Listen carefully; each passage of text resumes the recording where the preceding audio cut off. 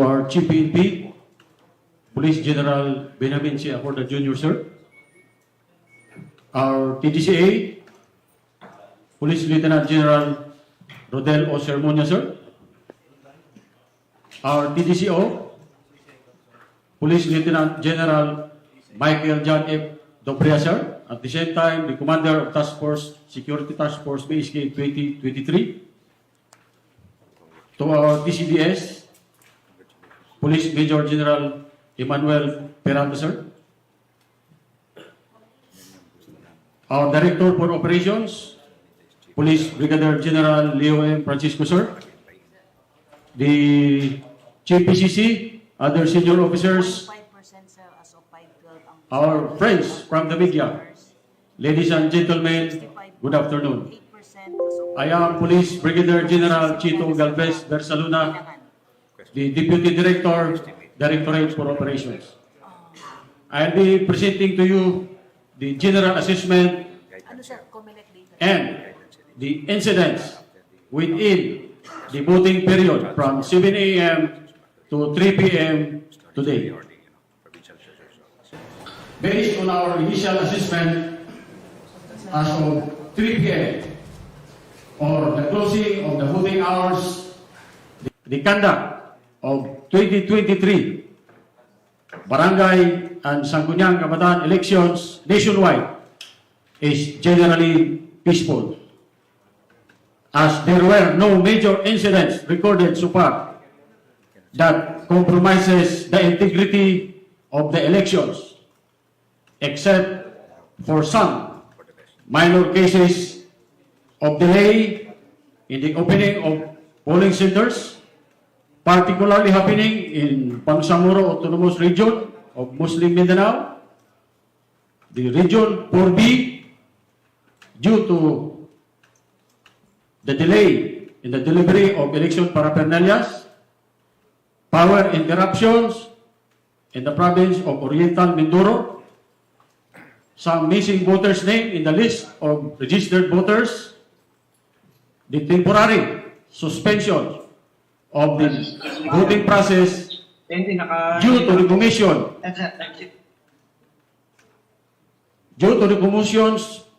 particularly in Puerto Princesa City, Palawan, and some withdrawals of our teachers who serve as members of the Electoral Board in Lanao del Sur, Maguindanao del Sur, Abra, and Kalinga.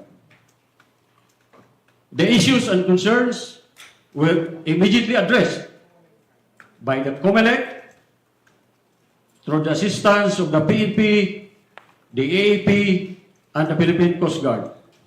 Hence, the 2023 BSPA in these areas proceeded accordingly.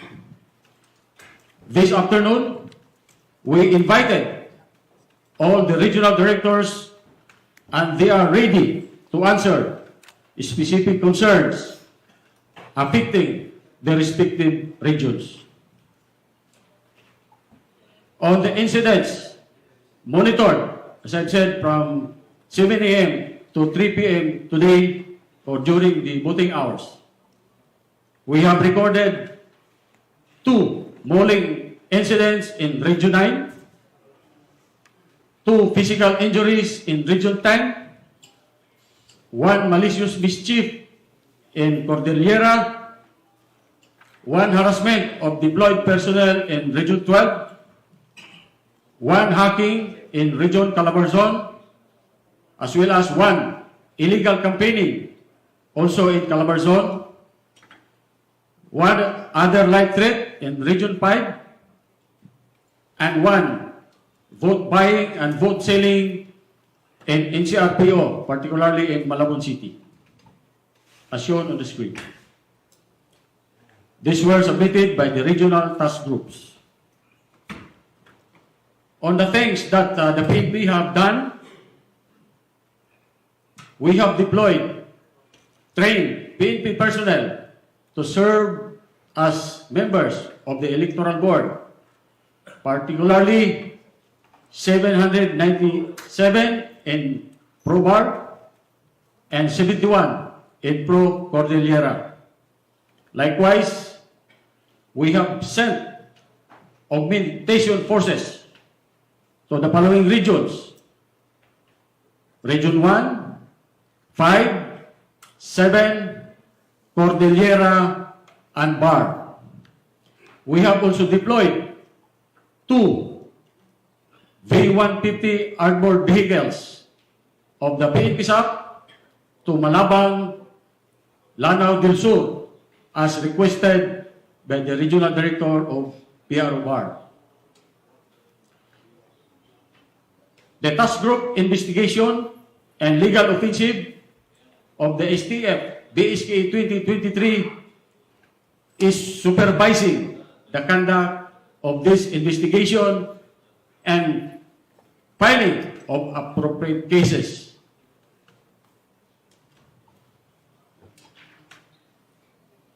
As shown is the deployment of PNP trained personnel to serve as electoral board to Probar.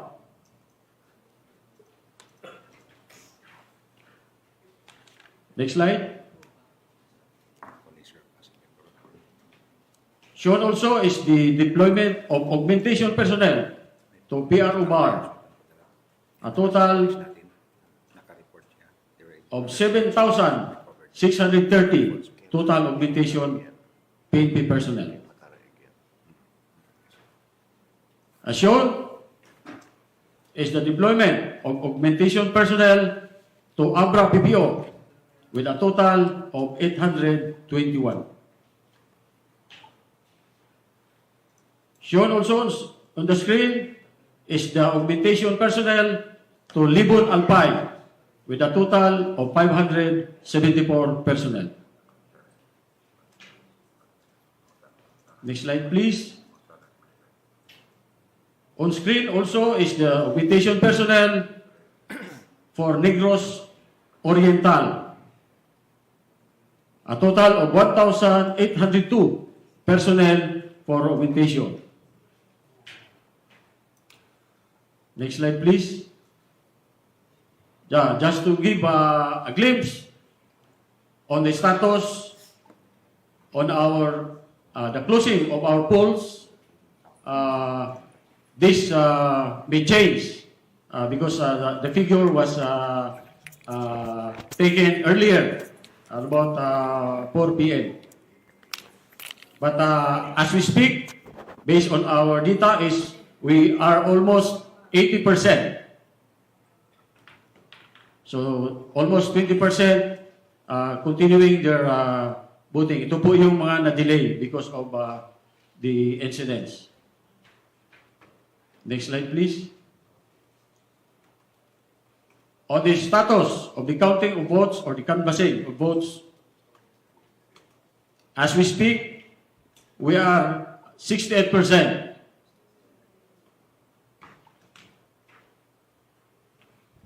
This will change as in a minute because of the continuing canvassing of votes in our respective precincts.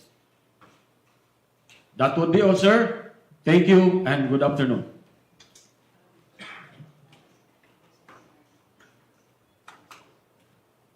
Our regional directors are ready to answer your questions, ma'am and sirs.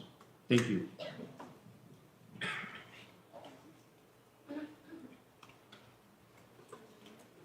To our media who wish to throw their questions, kindly state your name and your network affiliation.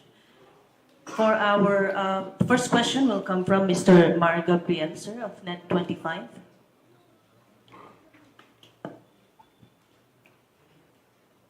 Chief, good afternoon.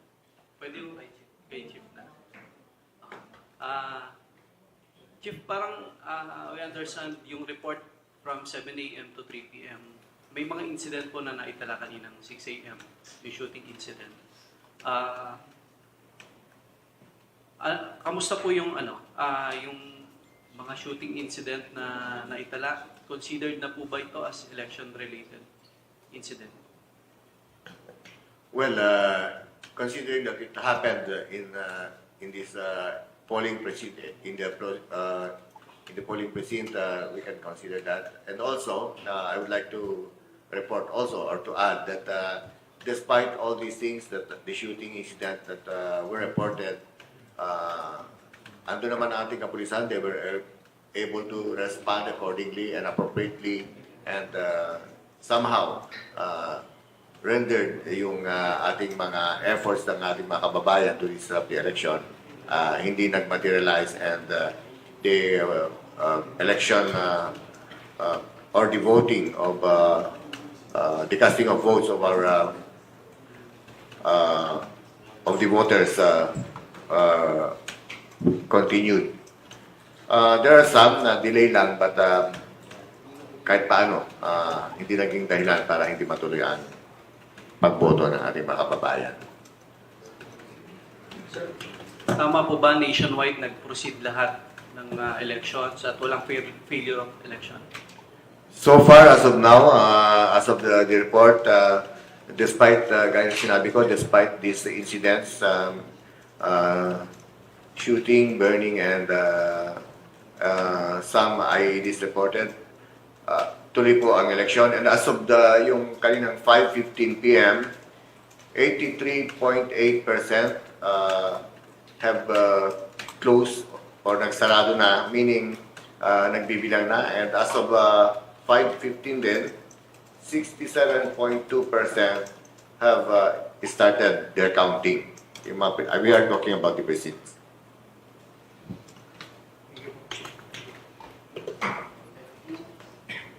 Thank you very much, sir. Our next question will come from Ms. Leia Ilagan of UNTV. Good afternoon, sirs. Leia Ilagan po from UNTV. Sir, kay RD po ng Probar, itatanong lang po namin yung detalye noong nabalita na binaril na parang magbayaw ba ito dyan po sa Butigla na hotel. RD Probar. RD Probar. Regional Director of Probar, sir. Good afternoon, sir, at magandang hapon po sa atin lahat. Yeah, there is a question for you from Leia, wherein she's asking about the details about the shooting incident that transpired in your area, yung Magbayaw. Please give us the details of this. Thank you. And what were the actions taken? Yes, sir.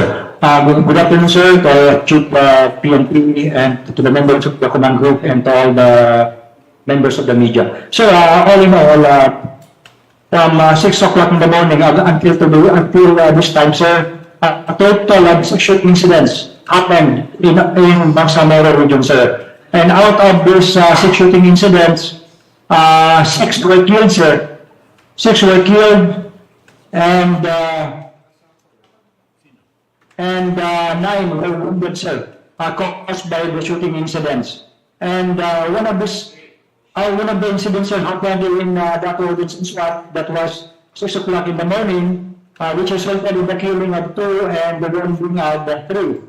And another one, sir, happened in the Negros Sur, wherein the victim, sir, was the brother, or the victim, or the suspect, sir, was the brother of the victim, because the suspect, sir, was running for chairmanship in Barangay Buktot in the Negros Sur. And it so happens, sir, that the wife of the victim was also running for the same position.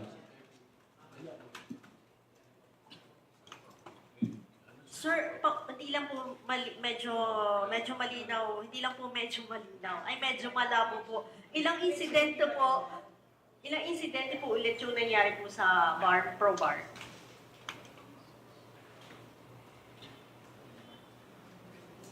RD Probar, ang next question sa'yo is how many shooting incident that transpired for today's for October 30 in your area?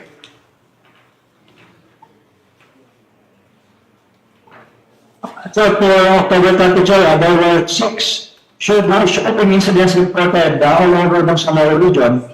And out of those 6 shooting incidents, 5 were, 4 were killed. I mean, sir, 5 were killed. And the wounding, sir, of 11 suspects.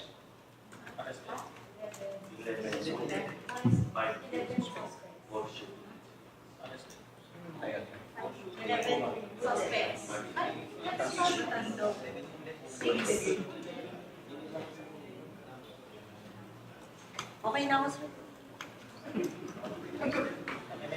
Can I just get a guarantee from the RD of Probar that despite all the shootings, natuloy naman ang election and ongoing na ang counting or nagsasarado, ongoing na ang boto yung iba while yung iba naman nagsarado na. Meaning, walang natigil na halalan sa iyo sa mga presinto. Yes, sir. At this point in time, sir, 79% out of the total sample number of polling centers in the already cluster. And there's 21% of the total voting centers still ongoing, sir. Particularly in the Sanglan, we still have total polling centers of interests that are still ongoing, sir, yung mga voter. And we still have 407 polling stations in the next hour.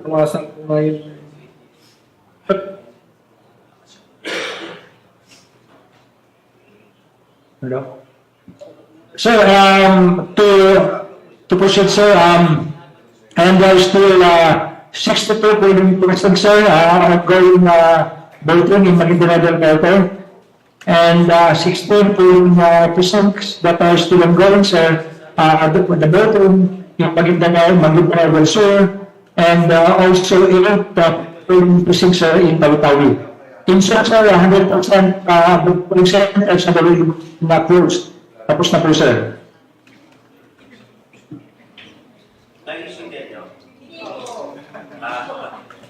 Tiho, meron ba tayong summary ng mga sinasabi niya para tayo na lang? Kumbaga, yung sinasabi niya, I presume that it was already earlier reported to us. Ano ba yung shooting incident na yun? It happened only just now? Or yung compounded siya or accumulated in the past? Oh. Clarify natin. So, that 6 shooting incidents, sir, happened only today, sir. Today. It started 6 o'clock in the morning today, sir. Until this time, sir. 6 shooting incidents happened. And out of this figure, 5 were killed, sir, and 11 were wounded. Only for today, sir.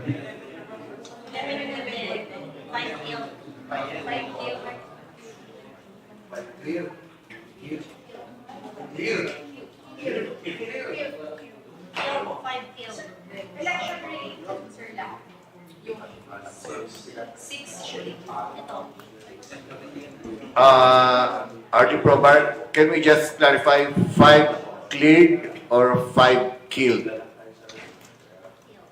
So, 5 killed, sir. 5 killed as a result of the shooting incidents. And 11 wounded, sir.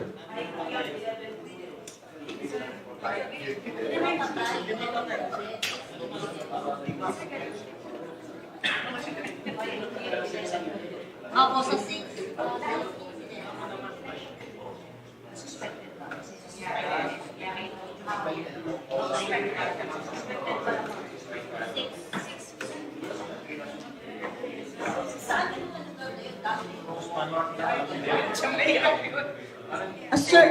Sir RD, saan po mga lugar nangyari yun? Yung 6 incidents po na shooting?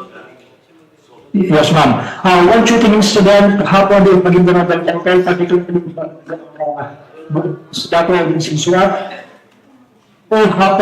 Two shooting incidents happened in Basilan, one in municipalities of Timbiran and Tutututu, and another shooting incident happened in Botong General del Sur and Lumba, Bayaba, Lower del Sur, and one was in Panama.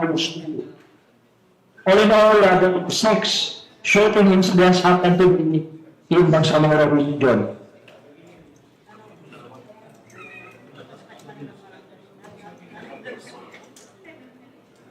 Anyway, please, RD Program, paki-Viber na lang sa yung mga shooting incidents na yan, report ng shooting incidents to the DO so that we can give the details to our media friends. Thank you. Yes, sir. In fact, sir, we already submitted all the reports, sir, to the Director of Operations. Thank you very much, sir. To our friends from the media who wish to ask questions, kindly raise your hand and state your name and network affiliation. Good afternoon po. Kanina po, 31 pa lang yung election-related incidents. So, with the reported incidents po ba, today, madadagdagan po yung number or nadagdagan na, nag-apply na po yun? Yes, with the incidents reported, madadagdagan yan.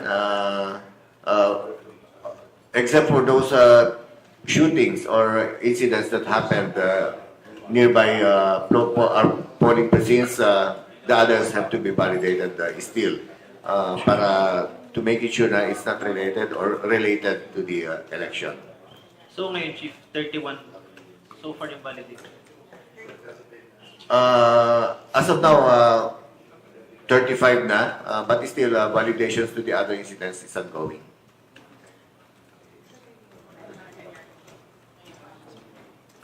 Ang unvalidated is 191, and the validated is 35. Chief, nung nakaraang BSKE 2018, around 40 incidents po. And ngayon po may mga binabalidate pa. Possible po lumagpas po sa reported ng 2018. And ano po yung assessment natin dito? Bakit may pagtaas? Yeah, with the numbers na nakita ko kanina, binibilang ko kasi ang aim ko is talagang mapababa. There is a possibility na halos parehas or malalagpasan. We will give you the updates, but definitely the good thing is some of the incidents or majority of the incidents that transpired, nakaresponde kagad ang ating kapulisan, napasipay ang ating mga polling precinct and nagtuloy. So far, wala pang na-declare na areas na may failure of election. Thank you very much, Mr. Patrick De Jesus of PTP4. Any other questions from our friends from the media? Sir, ma'am?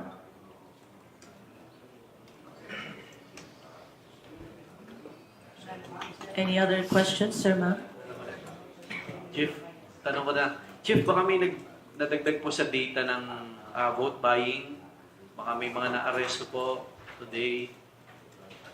And pasama na rin po ng liquor ban, mga violators po. May I get the data from the... But as of the 12 p.m., there were 19 incidents recorded kanina, 12 a.m. When we had our press briefing this morning, it was 17. So natagdagan ng dalawa. 3 each from regions 1 and 2, and 12. 2 each from regions 4A and 6. And 1 each from regions 3, 7, 9, and 10, BAR and NCR. Thank you. Chief, po yung mga arrested suspect po ba dyan? With regards to the arrested, there were arrests made.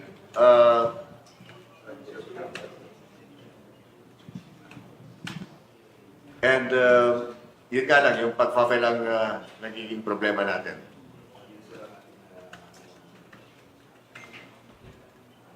What I observe in these particular provisions of the election laws is yung kwan natin, yung cooperation talaga ng mga voters na nakatanggap ng pera who would be witnesses dapat na medyo takot or ayaw mag-witness. Yun ang naging problema natin. Thank you very much, sir. We have a question from Mr. Lloyd Kadiwan of PNA. Chief, good afternoon. Tanong ko lang po dun sa 35 incidents nangyari ngayong election day, ilan po yung namatay at sugatan?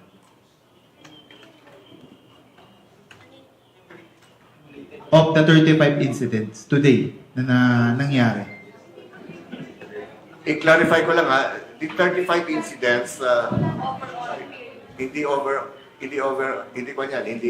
for today lang. Today nga lang po, ngayong araw po. Yung mga for today lang, Ilang incidents ba tayo today?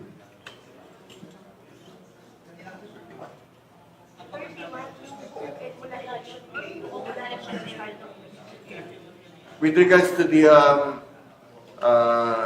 incidents na report na ang mayroon lang nangyari na shooting talaga na may namatay is in bar area. Aside from other areas, wala na. So, if you are going to count the number of persons killed for for today lang, sana wala na. Our prayers, our fervent prayer na wala na, hindi na madagdagan, is yung ni-report ng bar kanina, yung 5 killed. 11 wounded and out of the 6 incidents by shooting. Thank you very much, sir. Any other questions from our friends from the media? Sir, ma'am? From Mr. Sam Nielsen of DZBB. Good afternoon po, Sir General Acorda. Sir, doon sa palig po ng mga teachers natin, kamusta naman po yung monitoring natin? Kasi may mga ulat din po na nakatanggap din sila ng mga harassment. May insidente pa sa Bicol na may na-aksidente po daw at parang ang info ay nasawi po daw. Pero ito po ba, inibisgaran natin kung related din sa election, sir?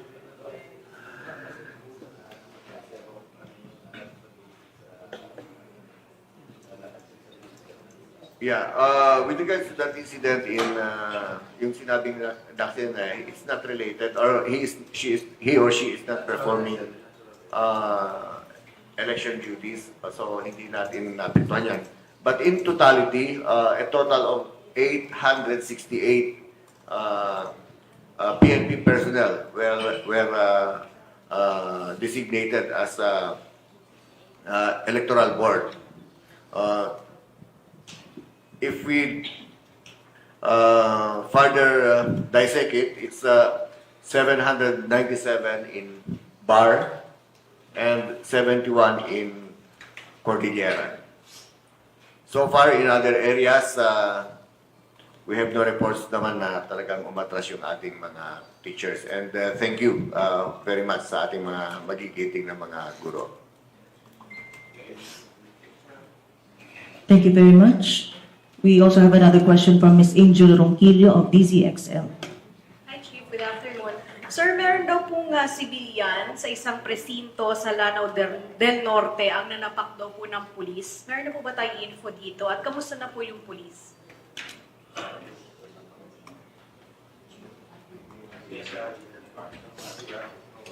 May we again pass the mic to RD Probar regarding the incident about a civilian slapping the face of a police officer. RD Probar, please.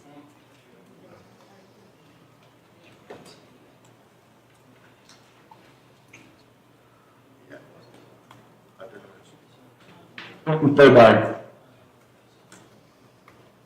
RD Probar. Sir, the incident happened, sir, in our Del Norte, which is under the jurisdiction of PRO 10. RD Pro 10, sorry. RD Pro 10. Yes, sir. Good evening, sir. There's no such report involving a police officer being slapped by a civilian, sir. No reported incident within PRO 10, sir. Anyway, alamin natin yan, ano, but maybe this report is, it pertains to the harassment of the deployed personnel, PNP personnel, wherein it's in the area of Barangay Pinagyaman, Lambayong, Sultan Kudarat. And because of this assault or harassment to our personnel, 10 ang arestado. 10 suspects were arrested, and the recovery of firearms, 1 caliber 30 carbine rifle, 1 M1 Garand rifle, and 1 caliber 45 pistol.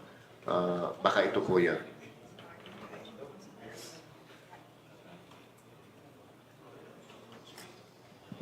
Thank you very much. Any other question from our friends from the media, sir, ma'am?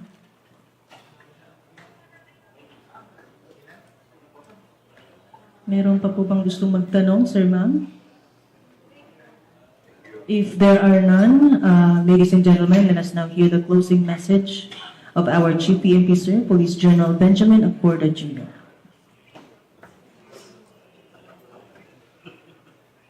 Okay, once again, to our friends from the media, ladies and gentlemen, magandang hapon po sa ating lahat. Today, we stood united as a nation, having exercised our sovereign right and fulfilled our civic duty to elect our barangay and youth leaders. It is with great satisfaction that we shared with you today an initial assessment of the 2023 Barangay and Sangguniang Kabataan election. I am delighted to announce that these elections have epitomized the essence of democracy, a harmonious, organized, and united endeavor. However, as with any significant endeavor, we have encountered challenges along the way, and this did not affect the overall conduct of the electoral process today.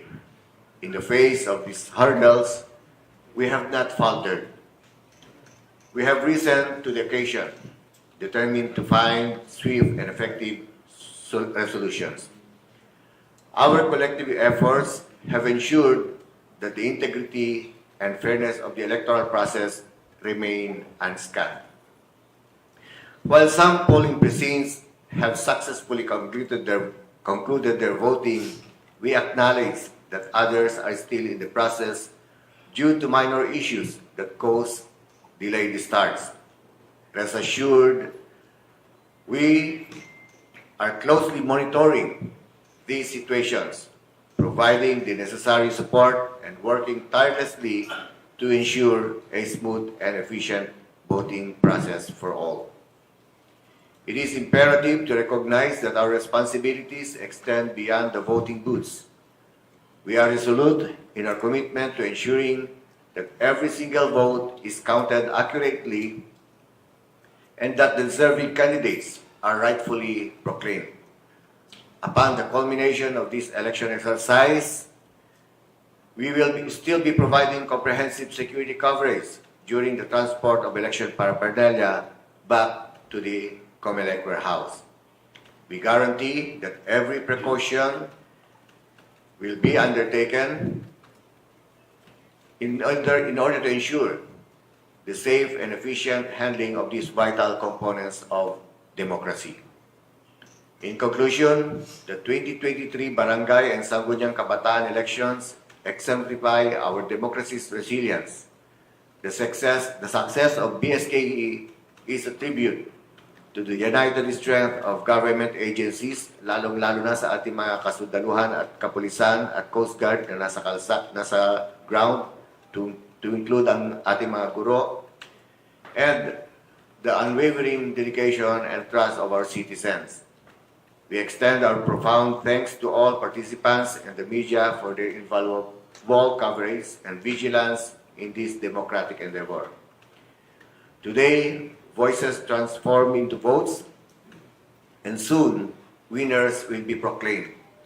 To the victors, we appeal to you.